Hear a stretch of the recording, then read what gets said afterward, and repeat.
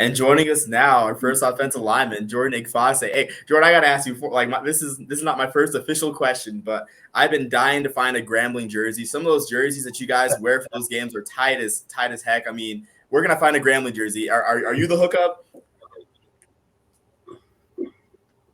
I think you're muted, Jordan. I'm sorry.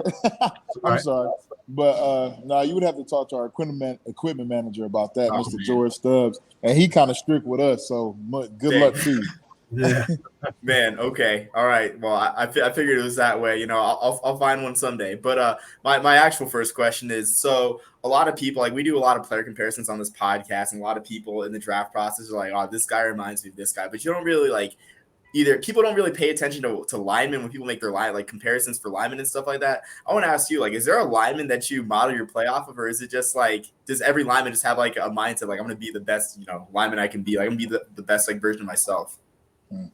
So you made a good point. I feel like when you're playing offensive line, there is kind of a uniqueness to every offensive lineman's game. Like there's obviously I model myself after a lot of the great offensive line we got now, like Teron Armstead, Quentin Nelson, and Trent Williams, and even Trent Scott. I heard you guys talking about Trent Scott earlier. Yeah, me and him are kind of close. He went to Grambling, so I talk to him from time to time. But there is a lot of uniqueness to my game, and I just know in my head what I want to do and how I want to play something, and I know my abilities and my body and what I have to do to win this rep, and I just kind of do that.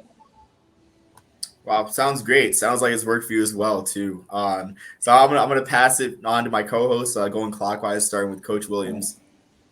Hey, Jordan, how you doing? How you doing, Coach Williams? Doing great, man. It's good to see you, though.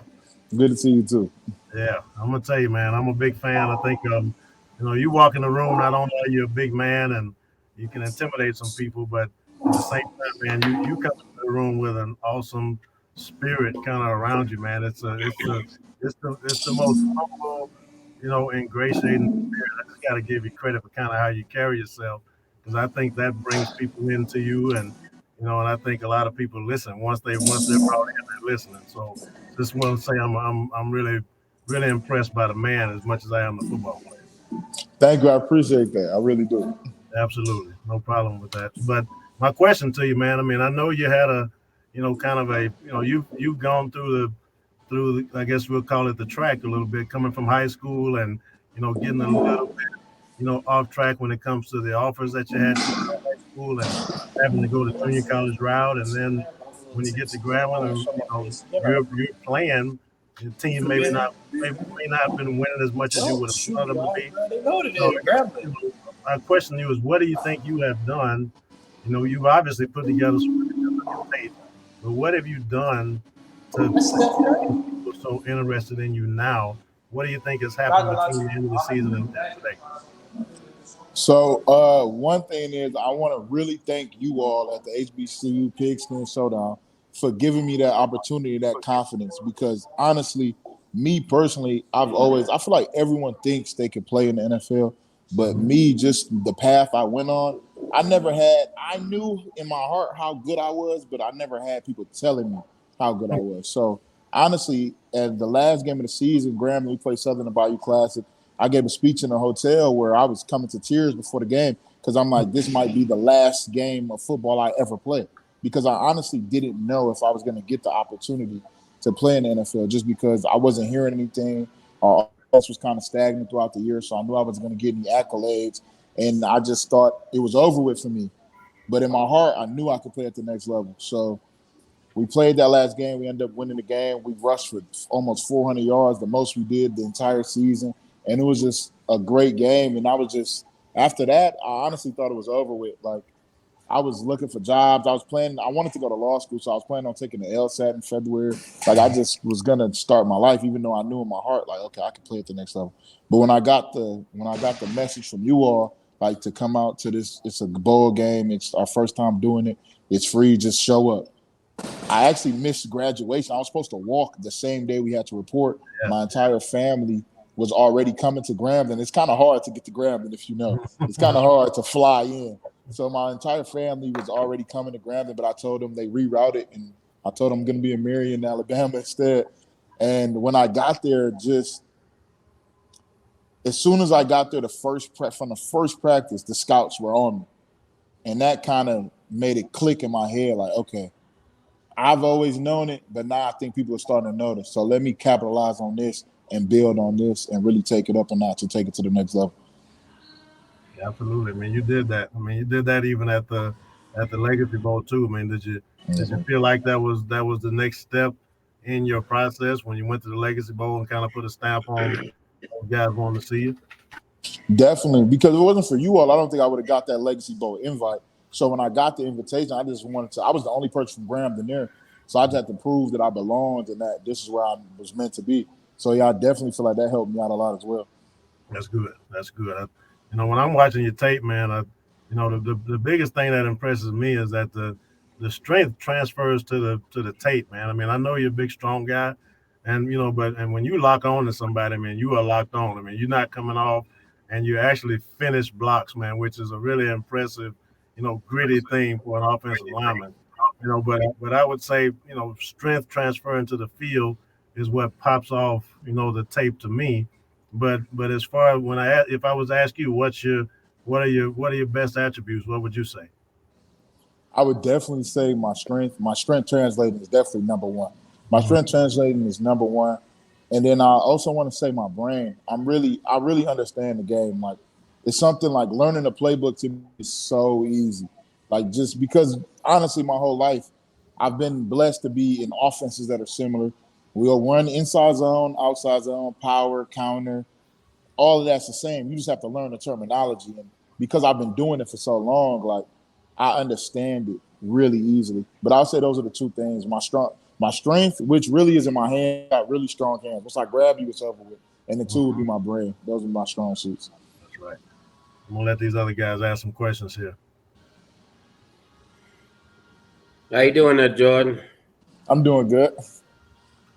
Hey, I just wanted to, Coach. You kind of hit on it with Coach's question, but um, I'll start with this one. That journey from to a 2 year school in Oklahoma and transferring to Grambling at the time that they were struggling.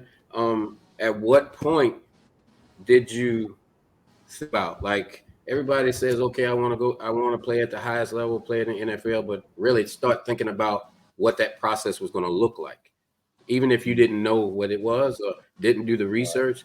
At what point did you actually start thinking about I would say watching. So when I got to Grambling, I got there in 2019. So Trent had just got to the NFL, and David was still there with me. So I think after seeing David do it and seeing how much attention he got and how well he performed, I was like, okay, there's an opportunity for me here at Grambling. Because a lot of times people think, oh, I'm at a smaller school, it'll be harder. But I'm like, no, we have two offensive linemen in the league in the last 3 years. There's opportunity for me. I could be next. I just really have to lock in and focus and get it done. it? Right. And the second part of that is you pretty much answered that on the issue with the acceptance of the invite to the event in Selma, to our event, and actually for passing up the graduation, which it's pretty impressive. It's pretty big. Your commitment to what you're trying to do, and I'm only asking about this moment. Like, when you walked in the room on measurement day, what was your thought? When the measurement process was going on, what was your initial thought when you walked in the room? My initial thought was like, okay, this is different. But at the same time, I was kind of excited and happy because I've always known I have a pretty decent physique. So when I walked in the room, I saw the scouts kind of perk up and start paying attention. So that was big for me as well. So when I saw that, I'm like, okay, like they're paying attention. Now it's on me. They see me. Now it's on me to perform. And that's pretty awesome, man. And for a big guy like Coach, I mean, you can break down so many things: the strength, how you think, how you process the game, your understanding of the game. But I would add feet to that one. I mean, you got Oh it yeah. with the trunk and the arms and the feet, but not everybody can put the feet everything else. So Yeah, when I my watch pass it, protection is I really mean, good. yeah, yeah, you can't overlook the feet. So man, we wish you well, man. Thank you for all kind words, man. Thank you. I appreciate you all for having me. I really do. Absolutely. Jordan, Coach Williams said the first thing that popped off to me on your tape, your strength translates to the field. Man, let's see just how much strength you have. I'm looking at your pro day numbers. Man, you had 28 reps. Do you know that would have been 5th place if you had gone among offensive linemen, if you have gone to Indy? Yeah, I did know that. I was kind of disappointed though because I wanted to get like 30 plus, but I'll take 28. There were only a couple guys up there that got 30 plus. So I think 28's plenty. 28 is plenty. I know I can do it though. That's why I was disappointed, but I know I know it's impressive. Oh, I know I can do man. it. You're throwing guys around. Yes, sir. Out there, man. Jordan, Grambling asked a lot of you. You mostly played right guard. You played plenty of left tackle and left guard too. Man, in the NFL, you're going to provide depth at multiple positions. How many positions on the offensive line do you really feel comfortable that you can play in right now? I'm really comfortable playing any position on the line. I can switch from the left to the right side easily because I understand the play. So when I'm at right guard, I already know what the left guard has to do. So if you move me to left guard, it wouldn't be an issue. And I can also snap as well. So, but center is probably the one position I feel like I would have to mature into the NFL because that's a lot of responsibility, and I haven't played it in college. I was the emergency center in high school, and I've always been like the emergency center. I could snap. I snap at practice. I snap often, but it's just I haven't played it in a game yet. So that's the one position I feel like. Year 2, you could put me at center, but year 1, I feel like I can plug and play at either guard. I love that, man. Hey, maybe you could mature a little at snap, but man, you're covering 80% of the line, right? If you can go anywhere, you already know the playbook in and out, right? You know all these gap schemes and zone schemes and all that. So just tell me where and plug and play. I'm sure that on a field goal unit and stuff like that, they can plug you anywhere on the line, and you'll definitely there too. Definitely. Absolutely. Man, speaking of your pro day, how many teams got out there? I don't know if you saw our segment earlier with Dion talking about it. I'm sure you saw his words earlier in the week. How many teams ended up getting out to you guys, and who do you have a chance to talk to? Only 4 teams were there for us, I believe. It was the Saints, San Francisco, the Raiders, and the Bears. Those were the only 4 teams that came. But I feel like a lot of other teams I've interviewed with a couple times now and kept in contact with some teams that weren't there. So I feel like I have a strong enough connection with those teams where maybe they didn't feel like they had to come in person, but we've been in contact. So I wasn't really worried about how many teams showed up. I'm hoping Detroit is one of those, so you can go back home maybe. Hopefully that would be a dream come true because no matter what, I don't care what anyone says. I've been a Lions fan for as long as I can remember. So I don't care what you guys say about us. The way I look at it, at least we have something to look forward to. We got high draft picks and we got a future. Exactly. Man, hey, man, I love your style, Jordan. For most linemen, it's a bad rep if the guy they're going up against gets to the quarterback. For you, it's if you don't get him on the ground. So, man, keep it up, and I love your style. All right, thank you so much. I appreciate you guys. Thank you for having me. To you. Thanks. One more thing. I gotta say, I learned something, man. When you said, I always known I had a good physique. That is the type of mentality I need when I walk in the club, man. So I want to take that with me. I mean, if there's one thing, man, it's been a pleasure, though. Thank you.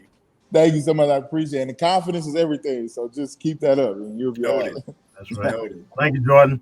All right, good luck. Thank you for having me. Yeah, well, I mean, that was great for having our first lineman on the podcast.